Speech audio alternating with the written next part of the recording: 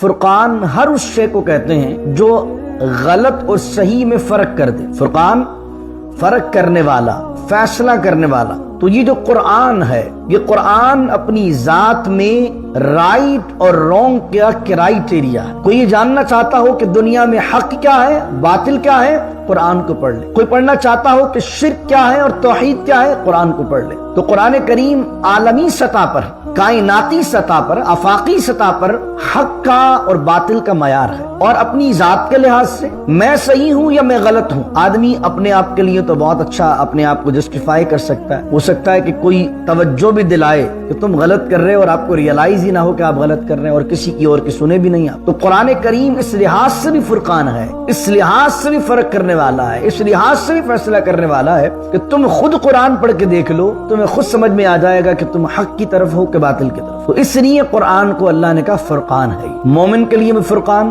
منافق کے لیے بھی فرقان، کافر کے لیے بھی فرقان، اور ہدایت کے متلاشی کے لیے، ہدایت کے طالب کے لیے، جو ہدایت چاہتا ہے اس کے لیے بھی فرقان۔ یعنی یہ کنفیوز نہیں کرتا کسی کو۔ ایک شخص ہے نا، وہ دونوں باتیں بیان کر کے بات واضح ہی نہ کرے کہ حق کیا ہے اور باطل کیا ہے۔ قرآن ایسا نہیں ہے۔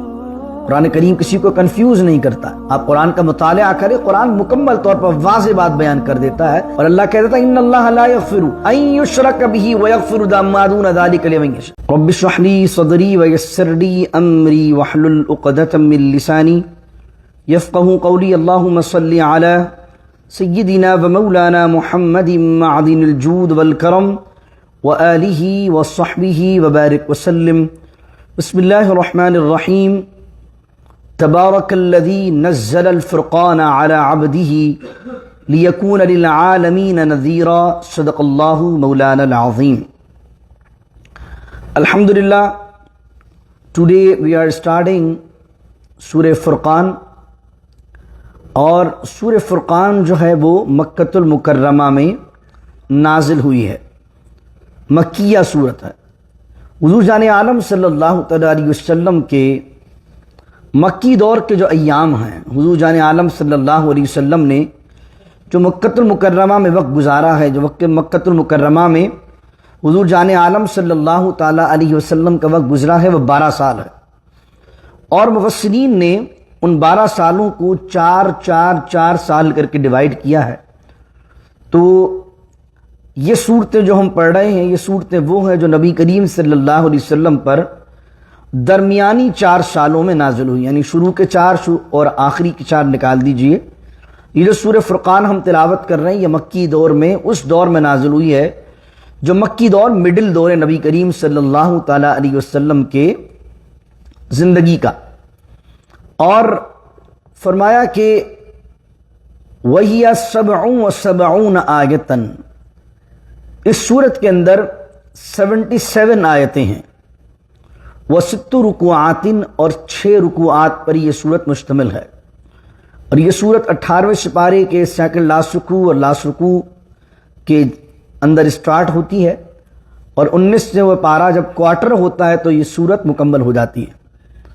اس کو سورہ فرقان کہتے ہیں، اور جیسا میں نے بیان کیا یہ 25ویں سورت ہم تلاوت کر رہے ہیں۔ فرقان کہنے کی وجہ کیا ہے؟ فرقان کہتے ہیں فرق کر دینے والا، فیصلہ کر دینے والا۔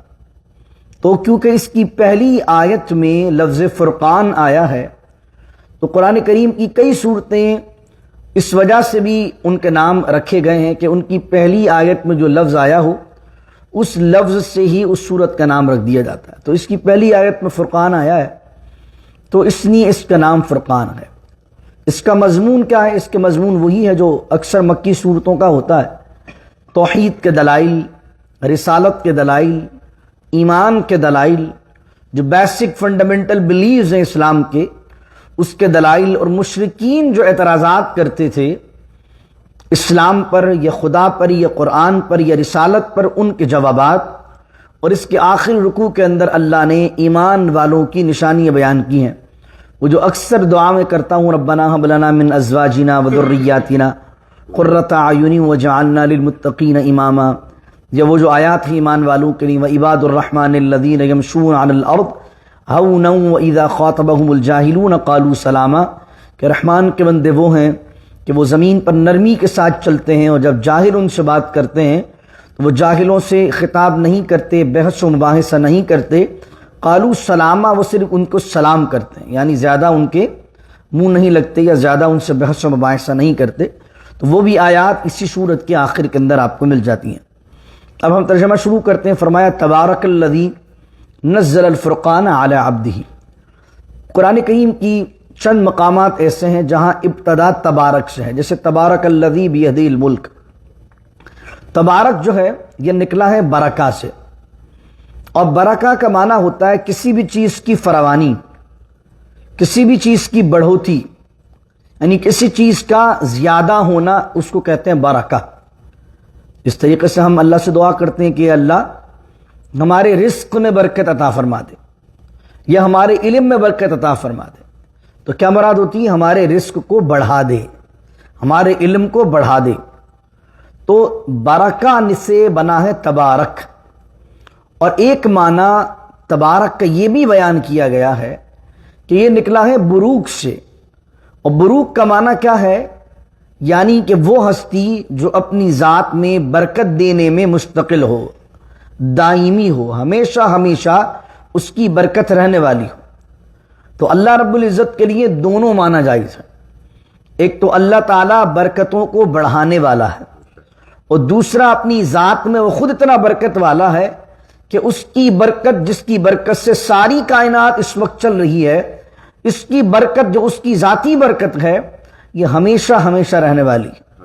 تو کہا گیا تبارک الذی، بڑی برکت والا ہے وہ اللہ، نزل الفرقان، جس نے نازل کیا ہے فرقان کو، علی عبدہ، اپنے خاص بندے پر۔ اگر صرف عبد ہوتا تو مطلب ہوتا اپنے بندے پر، عبدی ہی کہہ دیا تو خاص بندے پر۔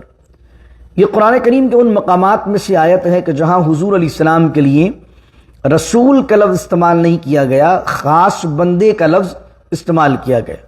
جس طریقے سے 15ویں پارے کی پہلی آیت کہ سبحان الذی اسری بعبدہ، اس طرح تبارک الذی نزل الفرقان علی عبدہ، بڑی بابرکت والا ہے وہ اللہ جس نے نازل کیا فرقان اپنے خاص بندے پر۔ اب حضور پر نازل کیا ہوا ہے؟ قرآن یا فرقان؟ ہم کیا کہتے ہیں؟ قرآن نازل ہوا حضور علیہ الصلوۃ والسلام پر، لیکن اللہ یہاں کیا کہہ رہا ہے؟ بڑی برکت والا ہے وہ اللہ جس نے اپنے خاص بندے پر فرقان نازل کیا۔ تو پتہ لگا قرآن کا ایک معنی فرقان بھی ہے۔ اور فرقان کا معنی کیوں بیان کیا گیا؟ فرقان ہر اس شے کو کہتے ہیں جو غلط اور صحیح میں فرق کر دے۔ فرقان فرق کرنے والا، فیصلہ کرنے والا۔ تو یہ جو قرآن ہے، یہ قرآن اپنی ذات میں رائٹ اور رونگ کا کرائیٹیریا ہے۔ کوئی یہ جاننا چاہتا ہو کہ دنیا میں حق کیا ہے، باطل کیا ہے، قرآن کو پڑھ لے۔ کوئی پڑھنا چاہتا ہو کہ شرک کیا ہے اور توحید کیا ہے، قرآن کو پڑھ لے۔ تو قرآن کریم عالمی سطح پر، کائناتی سطح پر، آفاقی سطح پر حق کا اور باطل کا معیار ہے۔ اور اپنی ذات کے لحاظ سے میں صحیح ہوں یا میں غلط ہوں، آدمی اپنے آپ کے لیے تو بہت اچھا اپنے آپ کو جسٹیفائی کر سکتا ہے۔ ہو سکتا ہے کہ کوئی توجہ بھی دلائے کہ تم غلط کر رہے ہو اور آپ کو ریئلائز ہی نہ ہو کہ آپ غلط کر رہے ہیں، اور کسی کی اور کی سنے بھی نہیں آپ۔ تو قرآن کریم اس لحاظ سے بھی فرقان ہے، اس لحاظ سے بھی فرق کرنے والا ہے، اس لحاظ سے بھی فیصلہ کرنے والا ہے کہ تم خود قرآن پڑھ کے دیکھ لو، تمہیں خود سمجھ میں آ جائے گا کہ تم حق کی طرف ہو کہ باطل کی طرف ہو۔ تو اس لیے قرآن کو اللہ نے کہا فرقان ہے۔ یہ مومن کے لیے بھی فرقان، منافق کے لیے بھی فرقان، کافر کے لیے بھی فرقان، اور ہدایت کے متلاشی کے لیے، ہدایت کے طالب کے لیے، جو ہدایت چاہتا ہے اس کے لیے بھی فرقان۔ یعنی یہ کنفیوز نہیں کرتا کسی کو۔ ایک شخص ہے نا، وہ دونوں باتیں بیان کر کے بات واضح ہی نہ کرے کہ حق کیا ہے اور باطل کیا ہے۔ قرآن ایسا نہیں ہے۔ قرآن کریم کسی کو کنفیوز نہیں کرتا ہے۔ آپ قرآن کا مطالعہ کریں، قرآن مکمل طور پر واضح بات بیان کر دیتا ہے، اور اللہ کہہ دیتا ہے ان اللہ لا یغفر ان یشرک بہ ویغفر ما دون ذلک لمن یشاء۔ ہم نہیں بخشیں گے کسی ایسے شخص کو جو شرک کرنے والا ہو، اس کے علاوہ جو چیز وہ کر کے آ جائے ہم بخش دیں گے۔ یعنی اللہ نے کوئی لگی لپٹی بیان نہیں کی کہ چلو آ جاؤ قیامت کے دن دیکھیں گے تمہارا کیا کرنا ہے۔ بلکہ واضح طور پر فرق کر دیا اللہ نے کہ جو شرک ہے وہ اللہ کی بارگاہ میں قبول نہیں، شرک کو کسی بھی زاویے میں اللہ اپنی بارگاہ میں قبول نہیں کرے گا۔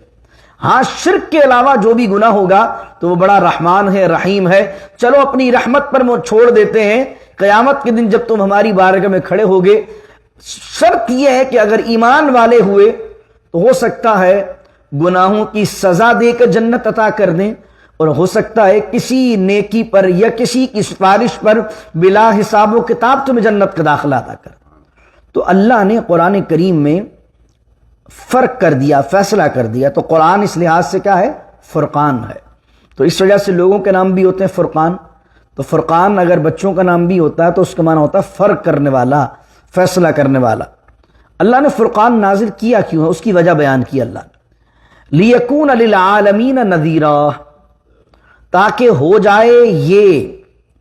اب یہ سے مراد کون ہے؟ یا تو رسول اللہ صلی اللہ علیہ وسلم یا قرآن، اور ایک مفسر نے لکھا دونوں مراد ہو سکتے ہیں، حضور کو بھیجا اور قرآن کو نازل کیا، دونوں کو اللہ نے بھیجا عالم کے لیے، عالمین کے لیے۔ تو اللہ نے کہا بڑی برکت والا ہے وہ اللہ جس نے فرقان نازل کیا اپنے بندے خاص پر، تاکہ یہ فرقان اور یہ حضور علیہ الصلوۃ والسلام یہ دونوں ہو جائیں عالمین کے لیے نذیرا، ڈر سنانے والے۔ نذیر حضور علیہ السلام کا بھی لقب ہے، انا ارسلناک شاہدا ومبشرا ونذیرا۔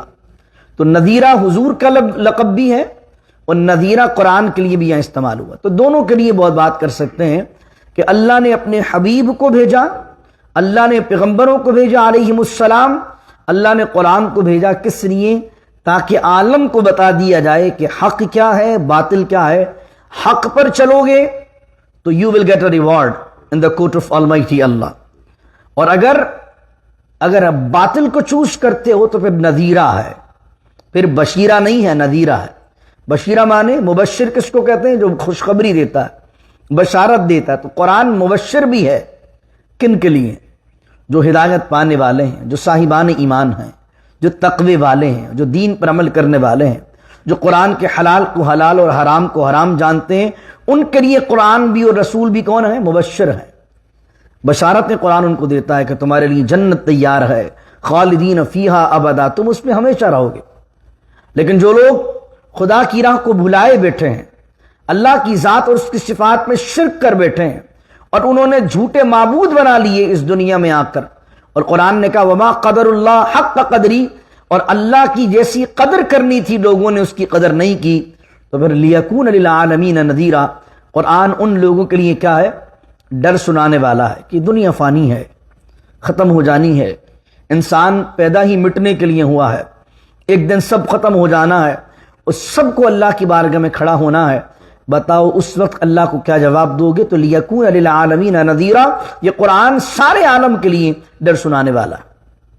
اب اللہ اپنی توحید بیان کرتا ہے اور اپنی شان بیان کرتا ہے۔ اللہ کہتا ہے الذی لہ ملک السماوات والارض، اور وہی اللہ ہے جس کے لیے بادشاہی ہے زمین اور آسمانوں کی۔ ولم یتخذ ولدا، اور نہیں بنایا اللہ نے کوئی بیٹا اپنے لیے، نہیں بنایا۔ ولم یتخذ ولدا، اللہ نے نہیں بنایا ولدا، ولدا مانے اولاد، بیٹا، اللہ نے کسی کو بیٹا نہیں بنایا۔ اس آیت میں کرسچینٹی کے بلیف کا رد ہوتا ہے کہ بیٹا اور اولاد کی ضرورت اس کو ہوتی ہے جو بڑی عمر میں جا کے کمزور ہو جاتا ہے۔ اولاد کی حاجت اس کو پڑتی ہے جس کے قوا، جس کے اعضاء کمزور ہو جاتے ہیں، جس کو مرنا ہوتا ہے تو وہ ٹینشن میں ہوتا ہے کہ میرے بعد میرے اختیار کا اور میری سورنٹی کا اور میری حاکمیت کا کون میرے بعد مالک ہوگا، اس کو ضرورت ہوتی ہے اولاد کی۔ لیکن اللہ تو حی ہے، اللہ قیوم ہے، وہ نہ کمزور ہوتا ہے نہ اسے اونگ آتی ہے۔ اللہ لا الہ الا هو الحی القیوم، وہ تو بادشاہ ہے۔ وہ کون ہے؟ قل اللہم مالک الملک تؤتی الملک من تشاء وتنزع الملک ممن تشاء وتعز من تشاء وتذل من تشاء بیدک الخیر انک علی کل شیء قدیر۔ تو اللہ اکبر، اللہ رب العزت تو نہ کمزور ہونے والا ہے، نہ اسے اونگ آتی ہے، نہ وہ غفلت والا ہے، نہ وہ کمزور پڑنے والا ہے، اور نہ وہ فنا ہونے والا ہے، تو اسے تو حاجت نہیں اولاد کی۔ اسے تو حاجت نہیں نسل بڑھانے، کیونکہ وہ تو ہمیشہ سے ہے اور ہمیشہ رہے گا۔ نسل بڑھانے کی ضرورت آپ کو مجھے، کیونکہ ہم فانی ہیں، تو ہمیں اس وجہ سے ٹینشن ہوتی ہے کہ کوئی ہمارے بعد ہمارا نام لینے والا موجود ہو، کیونکہ ہم نہیں رہیں گے۔ لیکن اللہ تو ہمیشہ سے ہے اور ہمیشہ رہے گا، اس لیے اسے اولاد کی ضرورت نہیں۔ وَلَمْ يَتَّخِذْ وَلَدًا، اور نہیں بنایا اس نے اپنے لیے کوئی اولاد۔ وَلَمْ يَكُنْ لَهُ شَرِيكٌ فِي الْمُلْكِ، اور نہیں ہے اس کے لیے کوئی شریک فی الملک، اس کے ملک میں۔ ملک سے مراد اس کی بادشاہی، اس کا اختیار، اس کا پاور۔ اللہ کے پاور میں، اللہ کے اختیار میں کوئی اس کا شریک نہیں ہے۔ یعنی ایسا نہیں ہے کہ آسمان کے پاورز الگ ہیں، زمین کے پاورز الگ ہیں، اور اللہ رب العزت نے کیا کر دیا، آسمان کا خدا کسی اور کو بنا دیا، زمین کا خدا کسی اور کو بنا دیا۔ جس طرح ہندوتوا کے اندر کانسیپٹ موجود ہے، یہ فلانی دیوی ہے، یا یہ جو ہے وہ مال کی دیوی ہے، یہ پیسوں کی دیوی ہے، یہ فنا بت ہے۔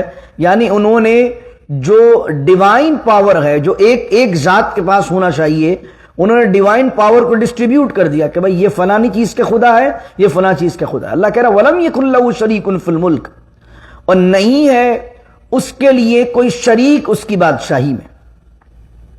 وَخَلَقَ كُلَّ شَيْءٍ، اور وہ ہر چیز کو پیدا کرتا ہے، اس نے ہر چیز کو پیدا کیا ہے۔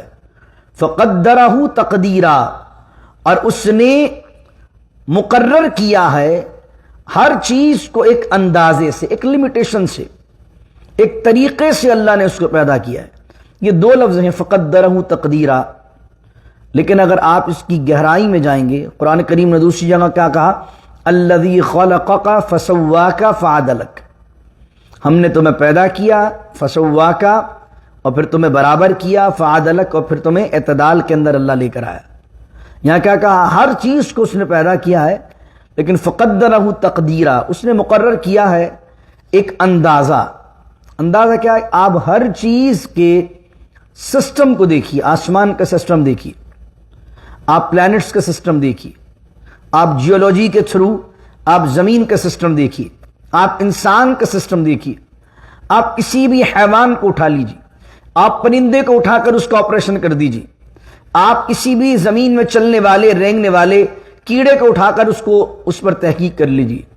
ہر شے ایک سسٹم کے ساتھ چل رہی، یعنی اللہ نے پہلے اسپیشیز بنائی ہیں، اور ہر اسپیشیز اپنے جو ہے وہ کریکٹرسٹکس رکھتی ہیں، اپنی ان کی ایک جین ہے، جینیٹیکلی ان کا ایک بیک گراؤنڈ ہے، ان کا بھی ایک ڈی این اے ہے، اور ڈی این اے کے تھرو ان کے اندر جو ہیریڈیٹی کے تھرو جو ہے وہ آگے معاملہ ٹرانسفرز ہوتے ہیں۔ یعنی ہر چیز ایک سسٹم کے تحت ہے۔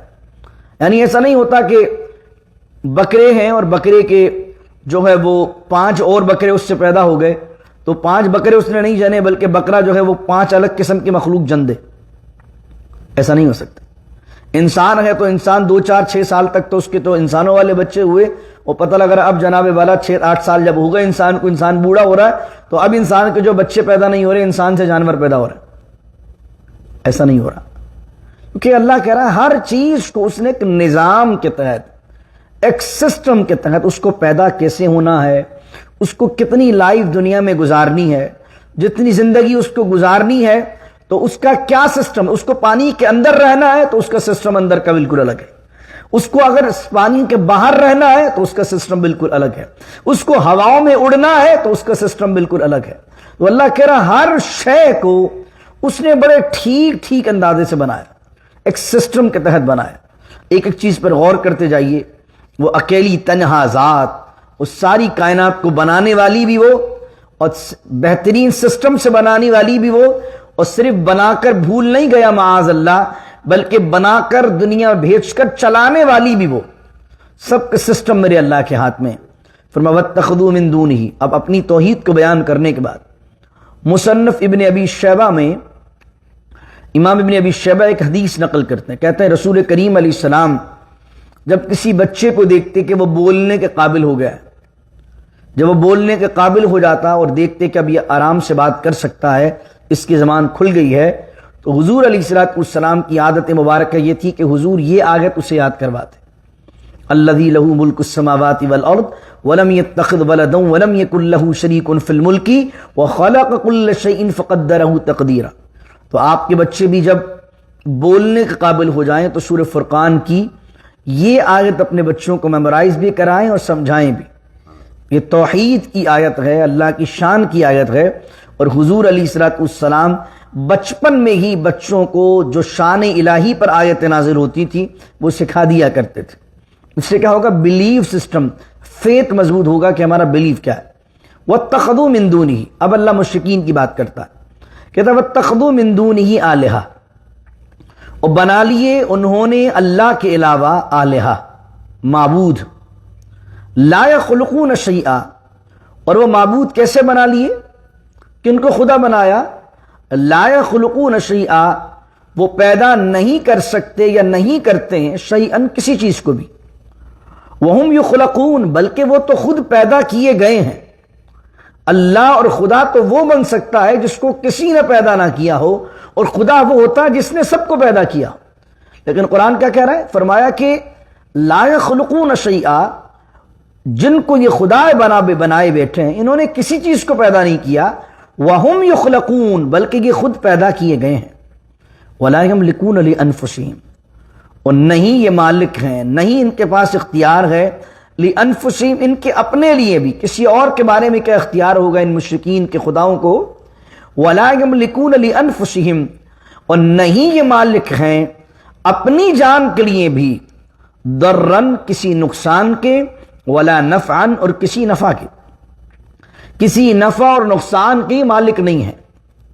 ایک لمحے کو دیکھیے کسی بت کو، نہ وہ کلاڑا لے کر اپنا سر پھاڑ سکتا ہے، نہ کلاڑا لے کر کسی اور کا پھاڑ سکتا ہے، تو نہ اپنے لیے کسی نفع نقصان کا ہے، نہ اپنے لیے پانی کا غلاس سنا کے پی سکتا ہے، نہ کسی اور کو پلا سکتا ہے۔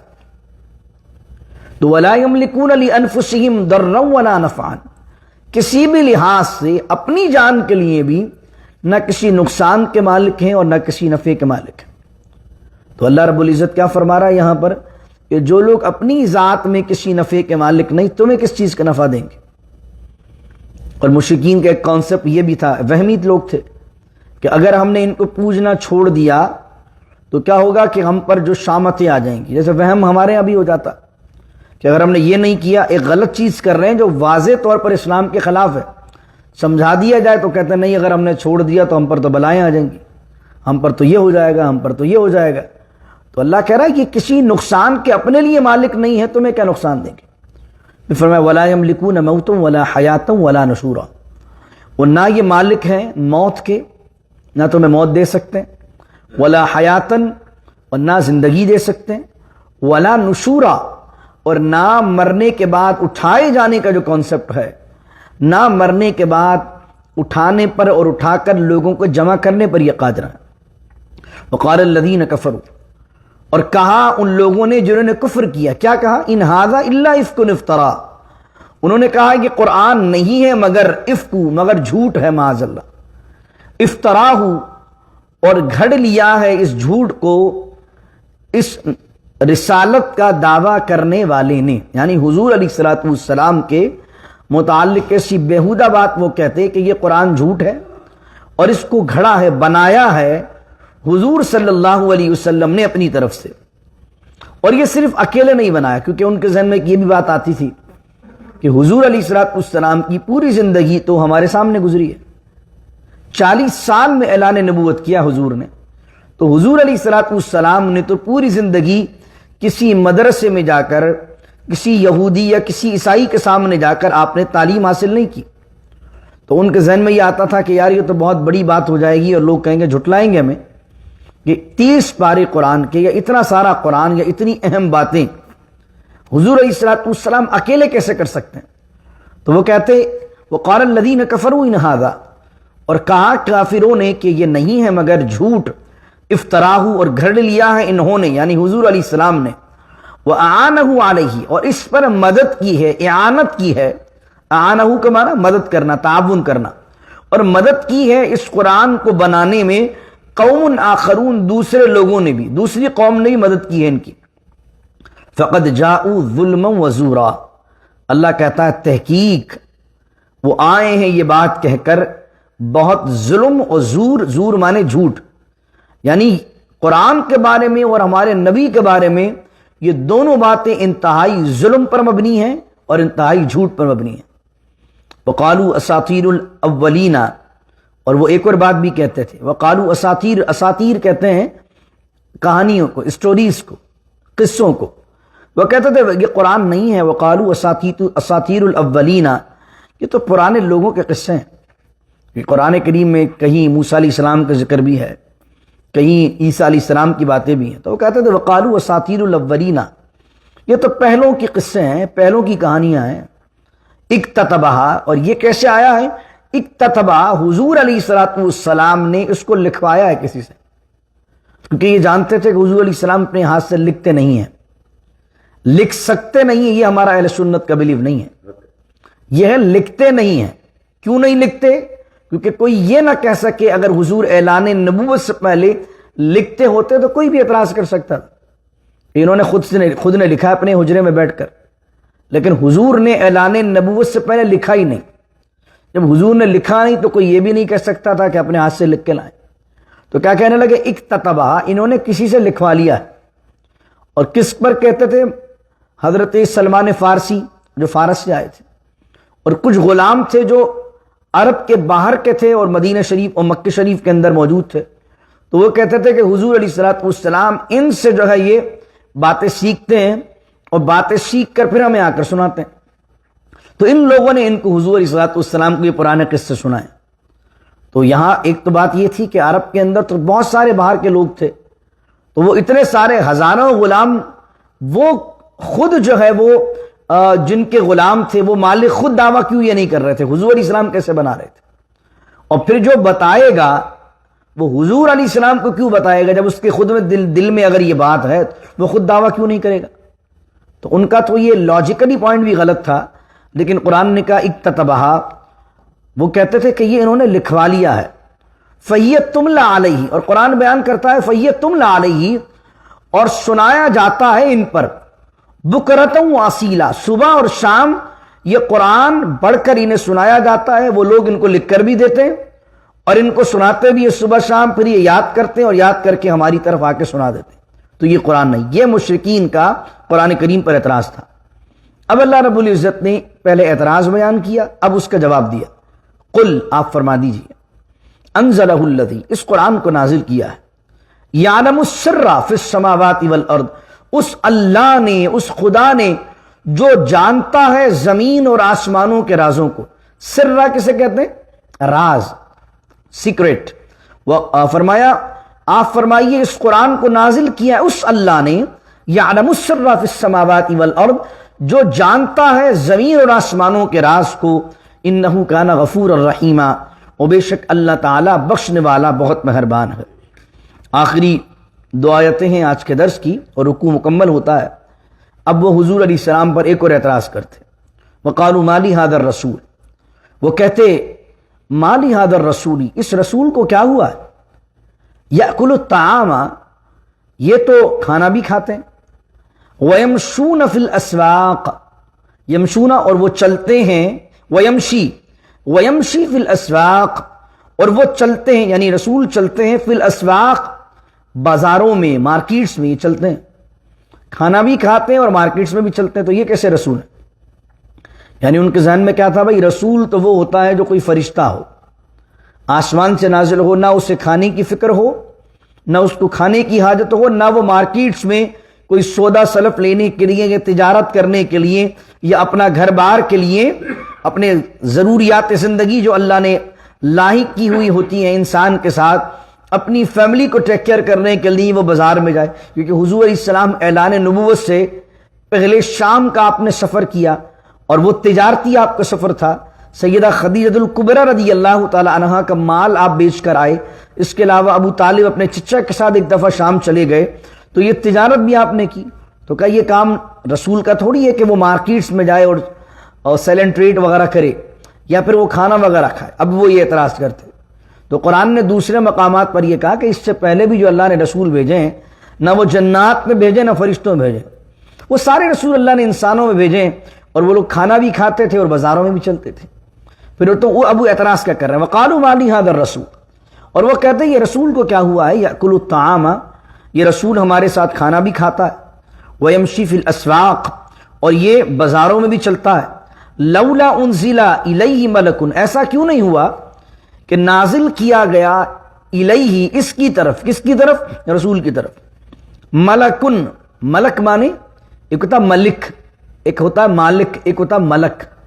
لام کے نیچے زیر ہے تو وہ شخص جس کے پاس اختیار ہو. مالک یوم الدین اور ملک یوم الدین دونوں کا معنی ایک ہی. ملک مانے بادشاہ، ملک کا معنی مالک ہونا، اختیار ہونا. اور لام پر زبر لگا دیں گے تو فرشتہ. ملک، حور و ملک ایک جملہ استعمال کہتا ہے نا. تو اللہ کہہ رہا ہے لولا انزل الیہ، ملک نہیں ملک، لولا انزل الیہ ملکن. اور ایسا کیوں نہیں ہوا کہ اس کی طرف نازل کیا گیا، یعنی اس رسول علیہ السلام کی طرف نازل کیا ملکن ایک فرشتے کو. فیکون معہ نذیرا، تاکہ وہ فرشتہ ان کے ساتھ ساتھ ڈر سنانے والا ہوتا. یعنی ان کے ذہن میں کیا الٹی بات کر رہے تھے. وہ کہہ رہے تھے ہم جب نبی کی دعوت پر ایمان لائیں گے کہ جیسے جیسے ہی ہمیں دعوت دینے آئے تو ایک فرشتہ برابر میں آ کر کہ ہاں یہ صحیح کہہ رہے ہیں، ہاں یہ صحیح کہہ رہے ہیں. یعنی ہمیں دیکھے نظر آئے کہ ایک فرشتہ اترا ہے، اب یہ حضور دعوت دینے جا رہے ہیں تو فرشتہ ساتھ ساتھ ہے. فیکون معہ، معہ مانے ساتھ ساتھ، تو ہو فرشتہ ساتھ ساتھ. اور نذیرہ، اور وہ بھی ڈر سنانے والا، وہ بھی نذیر بن کے آئے اور کہے کہ بھئی یہ جو دعوت دے رہے ہیں تو بار بار ان کو تصدیق کرتا جائے.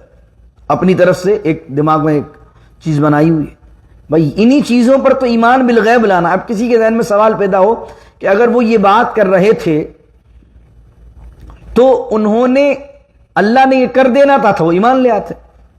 تو پچھلی کئی صورتوں میں ہم یہ بات بیان کر کے آ چکے ہیں کہ یہ جو لوگ تھے اللہ نے بارہا کا اگر اے حبیب ہم ایسا کر بھی دیں تب بھی یہ ایمان لانے والے نہیں. اگر ہم ایسا کر بھی دیں گے تب بھی ایمان لانے والے نہیں. کیوں؟